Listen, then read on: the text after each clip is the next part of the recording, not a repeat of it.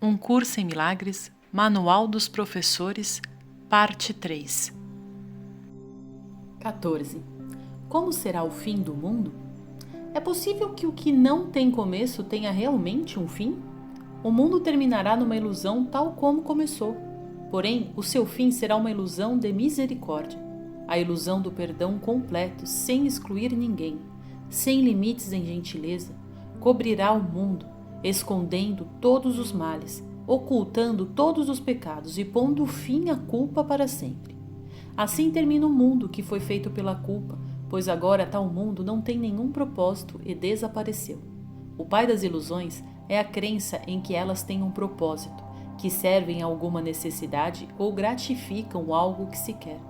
Uma vez percebidas como não tendo propósito, deixam de ser vistas, com o reconhecimento de que nenhum propósito lhes pode ser dado.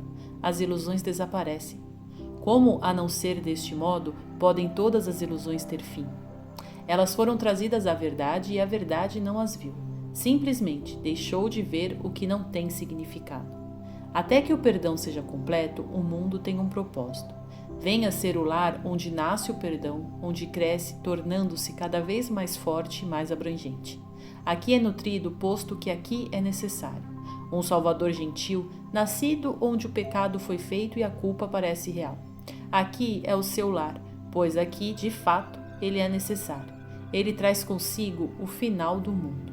É ao seu chamamento que os professores de Deus respondem, voltando-se para ele em silêncio, de modo a receber o seu verbo. O mundo terminará quando todas as coisas nele tiverem sido corretamente julgadas pelo seu julgamento. O mundo terminará com a bênção da santidade sobre si. Quando não permanecer nenhum pensamento de pecado, o mundo acaba. Ele não será destruído, nem atacado, nem mesmo tocado. Simplesmente deixará de parecer que existe. Certamente isto parece estar distante, muito distante. Quando não permanecer nenhum pensamento de pecado, parece ser de fato um objetivo a muito longo prazo. Mas o tempo para e aguarda pelo objetivo dos professores de Deus. Nenhum pensamento de pecado permanecerá no instante em que qualquer um deles aceitar a expiação para si mesmo. Não é mais fácil perdoar um pecado do que perdoar todos os pecados. A ilusão da ordem de dificuldade é um obstáculo que o professor de Deus tem de aprender a ultrapassar e a deixar para trás. Um pecado perfeitamente perdoado por um professor de Deus pode tornar a salvação completa. És capaz de compreender isto? Não, isto não tem significado para qualquer um nesse mundo. Entretanto, é a lição final na qual a unidade é restaurada. Vai contra todos os pensamentos do mundo, mas assim também é o céu. O mundo chegará ao fim quando o seu sistema de pensamento for completamente restaurado. Até lá, pedaços e restos desse pensamento ainda parecerão fazer sentido. A lição final, que traz o fim do mundo, não pode ser aprendida por aqueles que ainda não estão preparados para deixar o mundo e ir além do seu diminuto alcance.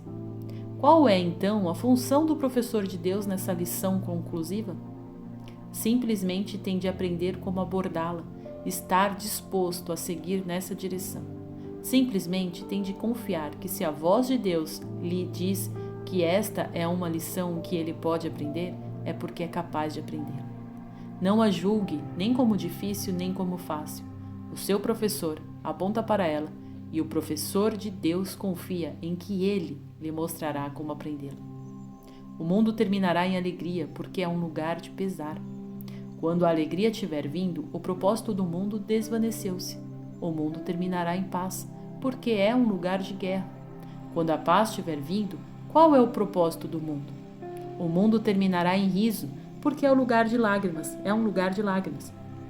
Quando há sorrisos, quem mais haverá de chorar? E somente o perdão completo traz tudo isso para abençoar o mundo. Ele parte em bênção, pois não terminará como começou. Fazer com que o inferno se transforme em céu é a função dos professores de Deus, pois o que eles ensinam são lições nas quais o céu está refletido. E agora senta-te em verdadeira humildade e reconhece que tudo o que Deus quer que faças, tu és capaz de fazer. Não sejas arrogante e não digas que és incapaz de aprender o seu próprio ensinamento. O seu verbo diz o contrário, que a sua vontade seja feita. Não pode ser diferente. E seja grato por ser assim. 15. Cada um será julgado no final? Será sim. Ninguém pode escapar do julgamento final de Deus. Quem poderia fugir da verdade para sempre? Mas o julgamento final só virá quando deixar de ser associado com o medo. Um dia, cada um dar-lhe-á as boas-vindas, e nesse mesmo dia, o julgamento final ser-lhe-á dado. Cada um ouvirá a sua impecabilidade proclamada em todas as partes do mundo, libertando-o à medida em que recebe o julgamento final de Deus. Neste julgamento está a salvação. Este é o julgamento que virá libertá-lo. Este é o julgamento no qual todas as coisas são libertadas juntamente com ele. O tempo para à medida em que a eternidade se aproxima, e o silêncio cai sobre o mundo para que todos possam ouvir o seguinte julgamento sobre o Filho de Deus. Tu és santo, eterno, livre e íntegro, para sempre em paz no coração de Deus. Onde está o mundo e onde está o pesar agora? É este o teu julgamento sobre ti mesmo, professor de Deus? Acreditas que isto seja realmente verdadeiro? Não, ainda não, ainda não. Mas esta continua a ser a tua meta, a razão pela qual estás aqui. A tua função é preparar-te para ouvir este julgamento e reconhecê-lo como verdadeiro. No instante em que acredites completamente nisto, transcenderás a crença e obterás a certeza. Um instante fora do tempo pode trazer o fim do mundo. Não julgues, pois julgas apenas a ti mesmo, e assim adias esse julgamento final. Qual é o teu julgamento do mundo, professor de Deus? Já aprendeste a ficar de lado ao ouvir a voz do julgamento em ti mesmo? Ou ainda tentas roubar-lhe o papel de que lhe é devido? Aprende a quietar-te, pois a voz do julgamento é ouvida na quietude. O seu julgamento vem a todos os que se põem de lado a escutar em quietude e a esperar por ele. Tu que umas vezes está triste e outras com raiva, que sentes o que te é devido por vezes te é negado e que os teus melhores esforços esbarram na falta de apreciação e até no desprezo, abandona esses pensamentos tolos. São por demais pequenos e insignificantes para ocupar a tua mente santa. Por mais um instante que seja, o julgamento de Deus espera por ti para te libertar. O que pode o mundo oferecer-te independentemente do teu julgamento sobre as dádivas mundanas que preferes possuir? Serás julgado e julgado em justiça e honestidade. Não há erro em Deus. As suas promessas vêm com certeza. Lembra-te apenas disso. As suas promessas garantiram que o seu julgamento, e apenas o seu, será aceito no final. É tua função fazer com que esse fim seja em breve. É tua função guardá-lo junto ao teu coração e oferecê-lo ao mundo todo para o manter a salvo. 16. Como o professor de Deus deve passar o dia?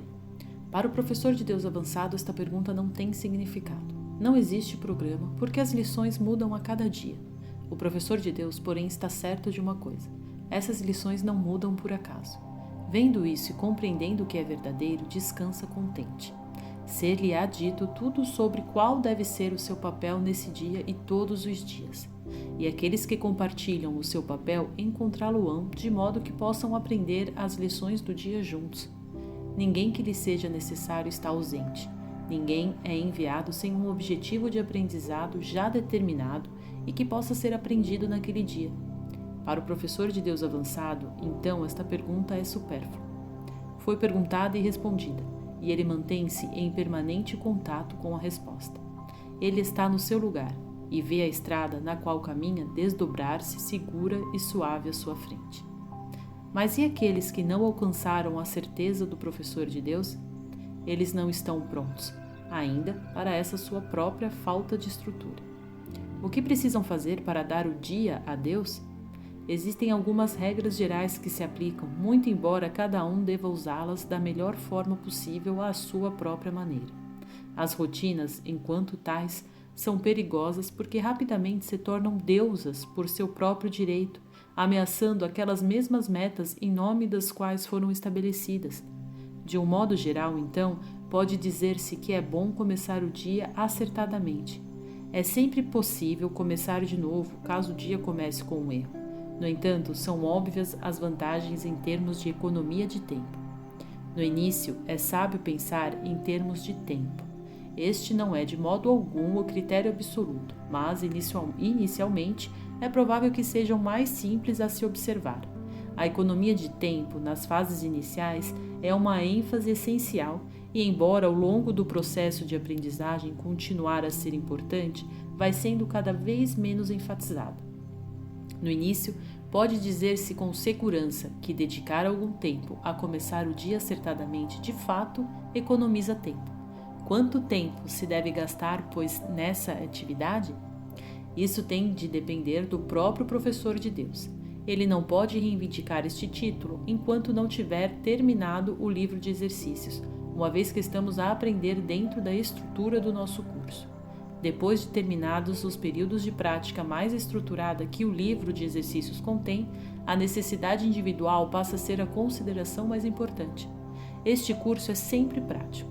Pode acontecer que o professor de Deus, ao acordar, não esteja numa situação em que lhe favoreça pensar em quietude. Se é esse o caso, que se lembre apenas que está a escolher passar o seu tempo com Deus o quanto antes, e portanto que o faça. A adoração não é a maior preocupação. É fácil uma pessoa ficar sentada 1 hora de olhos fechados e não realizar nada. Do mesmo modo, pode facilmente dar-se a Deus um instante apenas, e nesse instante unir-se completamente a Ele. Talvez a única generalização que se possa fazer seja esta: o mais cedo possível, depois de despertar, toma para ti algum tempo de quietude, continuando assim 1 minuto ou 2 a mais depois de começares a achar isso difícil. Pode descobrir que a dificuldade vai diminuir e desaparecer, senão esse será o momento de parar. O mesmo procedimento deve ser seguido à noite. Talvez o teu tempo de quietude deva ser no começo da noite, no caso de não te ser viável conseguir fazê-lo antes de dormir. Não é sábio deitar-te para fazer isto. É melhor sentar-te na posição que preferires. Tendo completado o livro de exercícios, tens que ter chegado a algumas conclusões a este respeito. Se possível, porém, o tempo imediatamente anterior ao momento de dormir é o momento que se deseja dedicar a Deus. Ele coloca a tua mente num padrão de descanso que te orienta para longe do medo. Se para ti for mais conveniente fazer mais cedo essa dedicatória, pelo menos assegura-te de não te esqueceres por um breve momento. Não é preciso mais do que um momento de fechar os olhos e pensar em Deus. Há um pensamento em particular que deve ser lembrado durante o dia. É um pensamento de pura alegria, um pensamento de paz, um pensamento de libertação sem limites, pois nele todas as coisas são libertadas. Pensas que fizeste um lugar seguro para ti mesmo. Pensas que fizeste um poder que te pode salvar de todas as coisas assustadoras que vês em sonhos. Não é nisso que está a tua segurança. Desistes apenas da ilusão de proteger ilusões. E é isto que temes, apenas isto. Que tolice ter tanto medo do nada. Absolutamente nada. As tuas defesas não funcionarão, mas não estás em perigo. Não tens necessidade delas. Reconhece isso e elas desaparecerão. E só então aceitarás a tua proteção real. Como é simples e fácil a passagem do tempo para o professor de Deus que aceitou a proteção de Deus. Tudo o que fez antes em nome da segurança não lhe interessa mais, pois está a salvo e sabe que é assim. Ele tem um guia que não falhará. Não precisa fazer distinções entre os problemas que percebe, pois aquele para quem se volta com todos esses problemas não reconhece em ordem de dificuldade para os resolver. Ele está tão seguro no presente quanto estava antes das ilusões serem aceitas na sua mente, e como estará quando as tiver deixado partir. Não há diferenças no seu estado em momentos diferentes e em locais diferentes, porque para Deus todos são um. Esta é a segurança do professor de Deus, e não necessita de nada mais do que isso. No entanto, existirão tentações ao longo do caminho pelo qual o professor de Deus tem ainda de viajar, e ao longo do dia. Terá necessidade de recordar a si mesmo a sua proteção. Como poderá fazer isto, particularmente nos momentos em que a sua mente está ocupada com coisas externas? Ele não pode fazer a outra coisa se não tentar, e o seu sucesso depende da sua convicção de que terá sucesso. Ele tem de estar certo de que o sucesso não lhe pertence, mas de que lhe será dado a qualquer momento, em qualquer lugar e circunstância em que chamar por ele. Haverá ocasiões em que a sua certeza vacilará, e no instante em que isso ocorrer, voltará às tentativas anteriores de depositar a confiança só em si mesmo. Não te esqueças de que isso é magia, e a magia é um triste substituto para a verdadeira assistência. Não é suficientemente bom para o professor de Deus, pois não é suficientemente bom para o filho de Deus. Evitar a magia é evitar a tentação, pois qualquer tentação não é nada mais do que a tentativa de substituir a vontade de Deus por outra. Essas tentativas podem de fato parecer assustadoras, embora sejam apenas patéticas. Não podem surtir nenhum efeito, nem bom nem mau, nem recompensador, nem que exija sacrifício, nem curativo, nem destrutivo, nem tranquilizador, nem assustador. Quando a magia é simplesmente reconhecida como nada, o professor de Deus alcançou o grau mais avançado. Todas as lições intermediárias levam apenas a isso e trazem essa meta para mais perto do reconhecimento. Pois qualquer tipo de magia, qualquer que seja a forma que assuma, simplesmente não faz nada, não tem poder, sendo por isso que é tão fácil escapar-lhe. O que não tem efeito dificilmente pode aterrorizar. Não há nenhum substituto para a vontade de Deus. Em termos simples, é a este fato que o professor de Deus dedica todo o seu dia. Qualquer substituto que resolva aceitar como real só poderá enganá-lo, mas está a salvo de qualquer mal entendido se assim decidir. Talvez tenha necessidade de lembrar: Deus está comigo, não posso ser enganado. Talvez prefira outras palavras, apenas uma ou nenhuma. No entanto, qualquer tentação de aceitar a magia como verdadeira tem de ser abandonada através do seu próprio reconhecimento, não por ela ser assustadora, não por ser pecaminosa, não por ser perigosa, mas simplesmente por não ter significado. Como a magia se enraiza no sacrifício e na separação, dois aspectos de um único erro e nada mais. O professor de Deus limita-se a abdicar do que nunca teve, e por este sacrifício o céu é restaurado na sua consciência. Não queres fazer esta troca? O mundo fala com contentamento se soubesse que poderia ser feita. São os professores de Deus que têm de ensinar ao mundo que isso é possível, e assim a sua função é assegurarem-se de que eles próprios a aprenderam. Não há risco possível ao longo do dia a não ser o de colocares a tua confiança na magia, pois apenas isso conduz à dor. Não há outra vontade senão a de Deus. Os seus professores sabem que assim é e aprenderam que tudo ou mais não passa de magia. Qualquer crença na magia é mantida apenas por uma única ilusão simplória de que a magia funciona. No decorrer do seu treino, a cada dia e a cada hora, e até mesmo a cada minuto e segundo, os professores de Deus têm que aprender a reconhecer as formas de magia e a perceber que não tem significado. O medo é retirado dessas formas e assim eles prosseguem. E deste modo, a porta do céu é reaberta e a sua luz pode brilhar mais uma vez sobre uma mente imperturbada. 17. Como é que os professores de Deus lidam com os pensamentos mágicos? Esta é uma questão crucial, tanto para o professor de Deus como para o aluno. Se este assunto for tratado incorretamente, o professor de Deus fere-se a si mesmo e também ataca o seu aluno. Isto fortalece o medo e faz com que a magia pareça bastante real para ambos. Assim como lidar com a magia vem a ser uma lição fundamental que o professor de Deus deve dominar. A sua primeira responsabilidade em relação a isto é não atacar. Se um pensamento mágico faz surgir qualquer forma de raiva, o professor de Deus pode estar certo de que está a dar a força à sua própria crença no pecado, tendo-se condenado a si mesmo. Também pode estar certo de que está a permitir que a depressão, a dor, o medo e o desastre venham até ele. Que se lembre então de que não é isso que quer ensinar, pois não é isso o que quer aprender. Há, porém, uma tentação de responder à magia através de uma forma que a reforça. E isto nem sempre é óbvio. De fato, pode ocultar-se facilmente sobre um desejo de ajudar. É esse desejo duplo que faz com que a ajuda seja de pequena valia e não possa deixar de produzir resultados indesejados.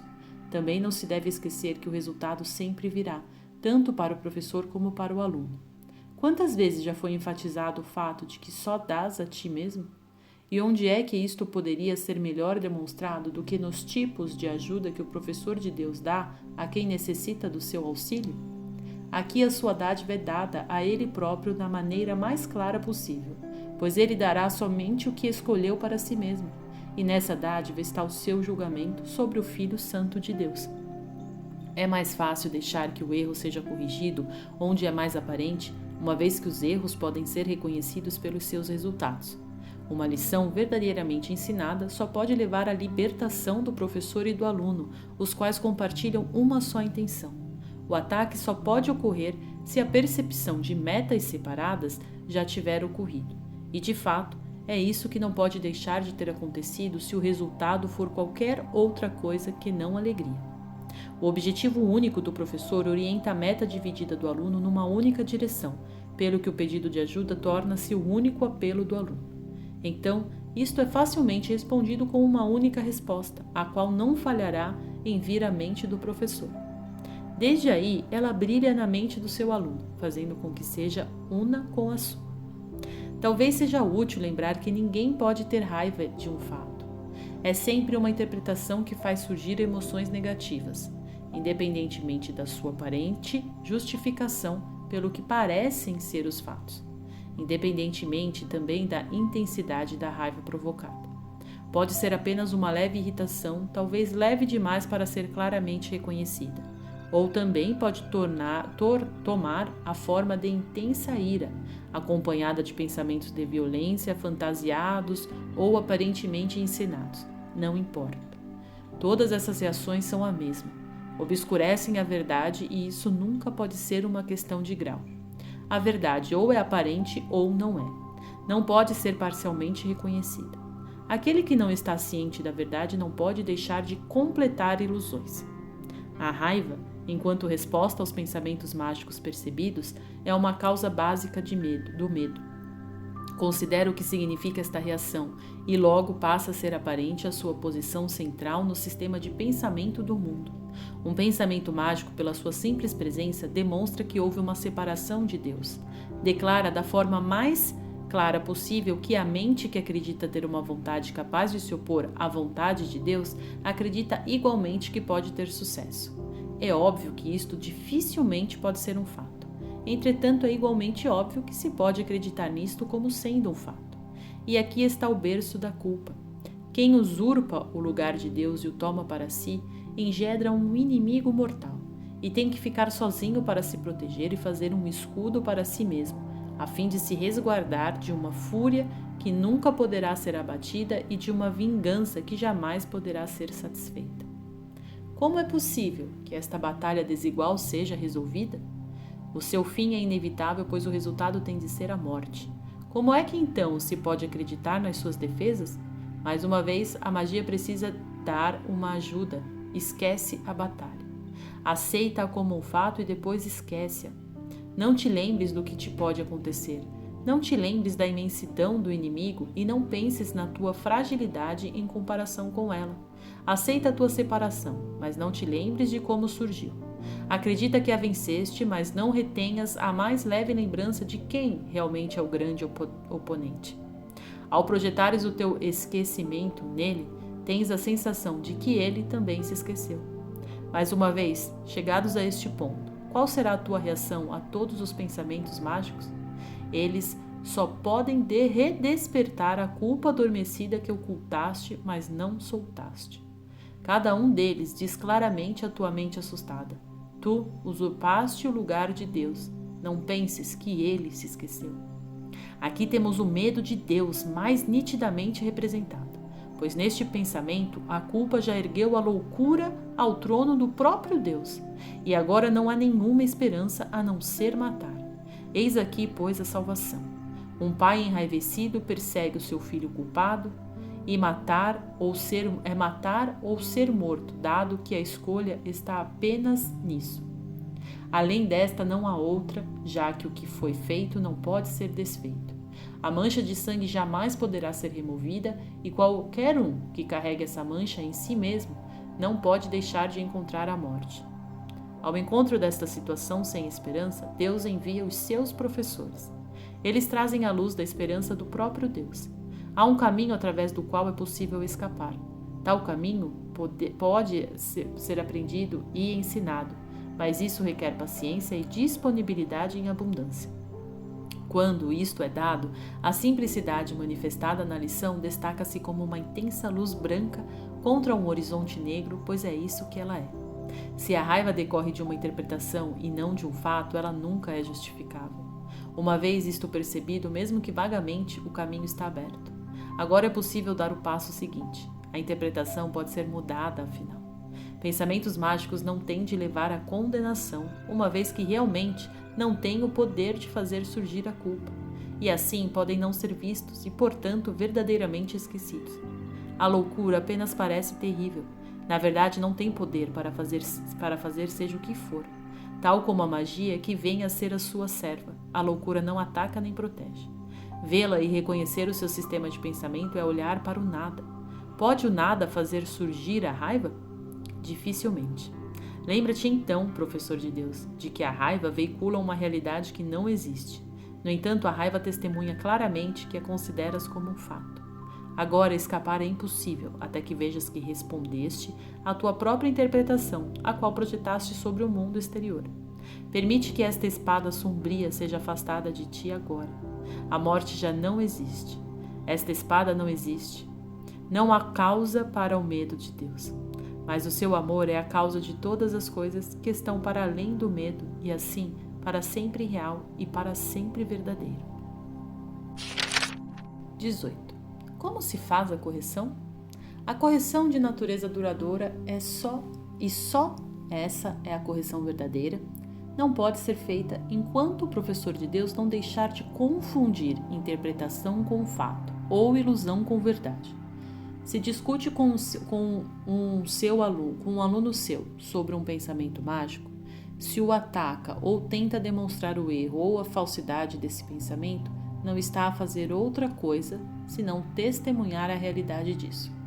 A depressão é, então, inevitável, pois ele provou, tanto para o seu aluno quanto para si mesmo, que a tarefa de ambos é escapar do que é real, e isto só pode ser impossível. A realidade é imutável. Pensamentos mágicos são apenas ilusões. Se não fosse assim, a salvação não passaria do mesmo velho sonho possível, apenas com outra forma. No entanto, o sonho da salvação tem novo conteúdo. Não é apenas na forma que está a diferença. A maior lição dos professores de Deus é aprender como reagir aos pensamentos mágicos totalmente sem raiva. Só dessa forma podem eles proclamar a verdade sobre si mesmos. Através deles, o Espírito Santo pode agora falar da realidade do Filho de Deus. Agora o Espírito Santo pode lembrar ao mundo a impecabilidade, a única condição que não foi mudada, a única condição imutável inerente a tudo o que Deus criou. Agora pode falar do Verbo de Deus a ouvidos que escutam e trazer a visão de Cristo a olhos que veem. Agora está livre para ensinar a todas as mentes a verdade do que elas são, de modo a que se voltem para Ele com contentamento. Agora a culpa é perdoada, deixa de ser vista completamente no seu modo de ver e no Verbo de Deus. A raiva apenas resmunga, a culpa é real. E a realidade é apagada à medida em que esta crença doentia é aceita em substituição do Verbo de Deus. Os olhos do corpo agora veem, só os seus ouvidos são capazes de ouvir. O espaço pequeno do corpo e o seu fôlego diminuto tornam-se na medida da realidade. E a verdade torna-se diminuta e sem significado. A correção tem uma única resposta para tudo isso e para o mundo a qual se baseia no seguinte: tu estás apenas a tomar erradamente a interpretação pela verdade. E estás errado, mas um erro não é um pecado, nem a realidade foi tirada do seu trono pelos teus erros. Deus reina para sempre, e só as suas leis prevalecem sobre ti e sobre o mundo. O seu amor continua a ser a única coisa que existe. O medo é ilusão, pois tu és como Ele. Para curar, torna-se, pois, essencial para o professor de Deus permitir que todos os seus próprios erros sejam corrigidos. Se sente o mais leve sinal de irritação em si mesmo enquanto responde a qualquer pessoa que tome consciência instantaneamente de que fez uma interpretação que não é verdadeira. Que se volte então para dentro, para o seu guia interno, e deixe que ele julgue qual deve ser a resposta. Assim é curado, e na sua cura o seu aluno é curado com ele. A única responsabilidade do professor de Deus é aceitar a expiação para si mesmo. Expiação significa correção ou remoção dos erros. Quando isto tiver sido realizado, o professor de Deus torna-se o trabalhador em milagres por definição. Os seus pecados foram-lhe perdoados e ele já não se condena. Como pode, então, condenar quem quer que seja? E há alguém a quem o perdão dele não possa curar? 19. O que é justiça? Justiça é a correção divina para a injustiça. Injustiça é a base de todos os pensamentos do mundo. A justiça corrige as interpretações que a injustiça faz surgir e cancela-as. No céu não existe nem justiça nem injustiça, pois o erro é impossível e a correção não tem significado. Nesse mundo, entretanto, o perdão depende da justiça, já que qualquer ataque só pode ser injusto. A justiça é o veredito do Espírito Santo sobre o mundo. Exceto no seu julgamento, a justiça é impossível, pois ninguém no mundo é capaz de fazer somente interpretações justas e deixar de lado todas as injustiças. Se o Filho de Deus fosse julgado com justiça, não haveria necessidade de salvação. O pensamento da separação teria sido para sempre inconcebível. A justiça, como seu oposto, é uma interpretação. É, porém, a única interpretação que conduz à verdade. Isto vem a ser possível porque, embora não seja verdadeira em si mesma, a justiça nada inclui que se oponha à verdade. Não há nenhum conflito inerente entre justiça e verdade. Uma é apenas o primeiro pequeno passo em direção à outra. O atalho passa a ser bastante diferente à medida em que é percorrido. E do ponto de partida não seria possível predizer toda a magnificência, a grandeza do cenário e a enorme perspectiva que se abre nas paisagens que surgem para saudar aquele que segue o seu caminho. E, no entanto, mesmo estas, cujo esplendor atinge alturas indescritíveis à medida em que se prossegue, estão muito aquém de tudo o que nos espera quando o atalho termina e com ele o tempo chega ao fim. Mas é preciso começar em algum ponto. A justiça é o início. Todos os teus conceitos e os dos teus irmãos, todos os medos de estados futuros e todas as preocupações acerca do passado brotam da injustiça. Essa é a lente que, colocada diante dos olhos do corpo, distorce a percepção e traz o testemunho do mundo distorcido, de regresso à mente que fez a lente e lhe atribuiu grande valor. Todos os conceitos do mundo são assim construídos, seletiva e arbitrariamente. Pecados são percebidos e justificados por uma seleção cuidadosa, na qual qualquer pensamento de integridade tem de ser perdido.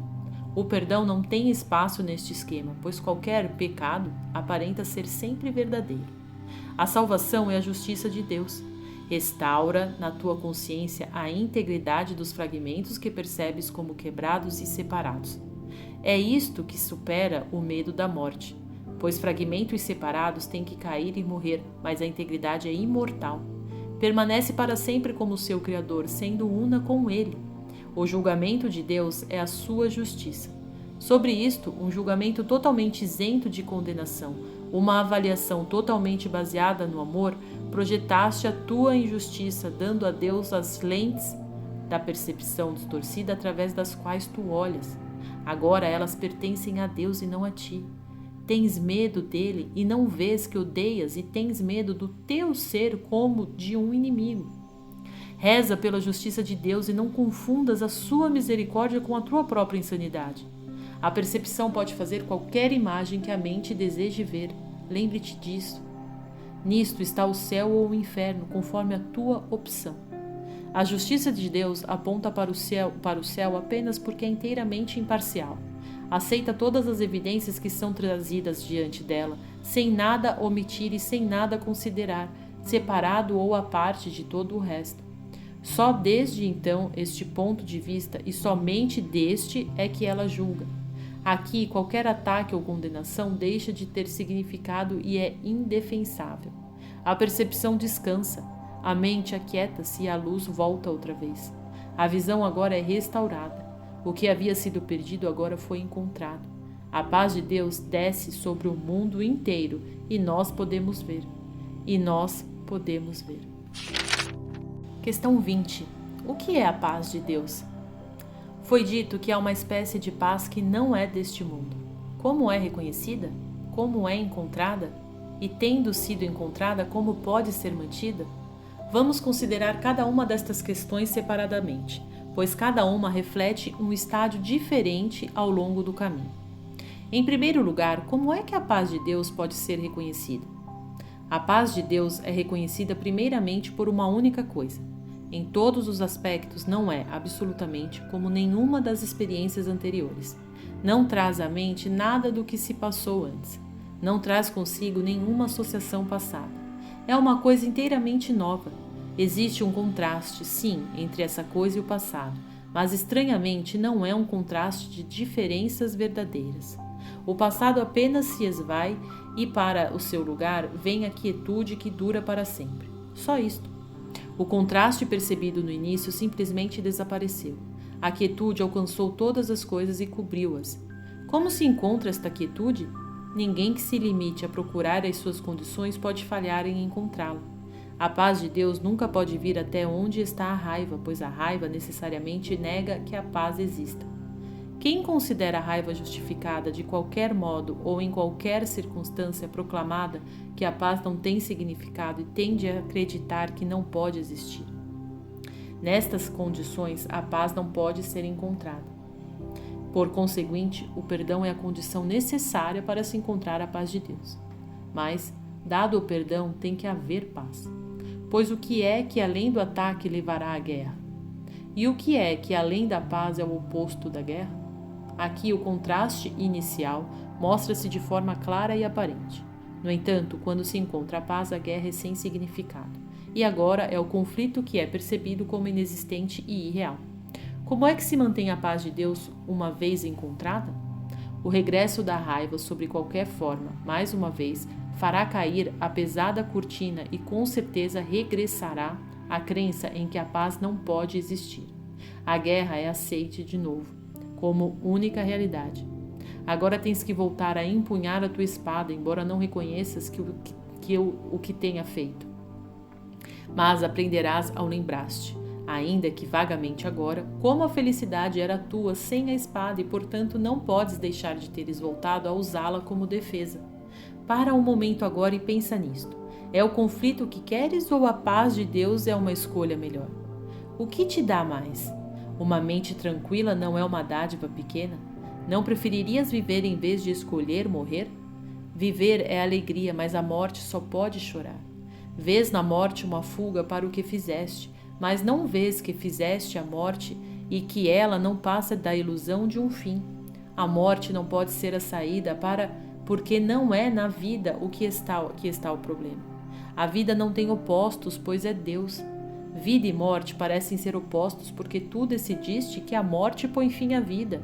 Perdoa ao mundo e compreenderás que tudo o que Deus criou não pode ter fim e nada que Ele não tenha criado é real. Nesta única frase o nosso curso é explicado. Nesta única frase se dá a direção única da nossa prática.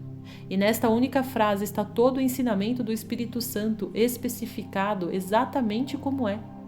O que é a paz de Deus? Nada mais do que isto, a compreensão de que a sua vontade é totalmente sem opostos. Não existe nenhum pensamento que contradiga a vontade de Deus e ainda assim possa ser verdadeiro. O contraste entre a vontade de Deus e a tua apenas aparentava ser realidade. Na verdade, não havia conflito, pois a sua vontade é a tua. Agora, a poderosa vontade do próprio Deus é a sua dádiva para ti. Ele não pretende guardá-la para si mesmo. Por que razão pretenderias tu manter a parte dele as tuas diminutas e frágeis concepções imaginárias? A vontade de Deus é uma só e é tudo o que existe. Esta é a tua herança. O universo, além do sol e das estrelas, e todos os pensamentos que és capaz de conceber pertencem a ti. A paz de Deus é a condição para a sua vontade. Atinge a sua paz e lembrar-te-ás dele.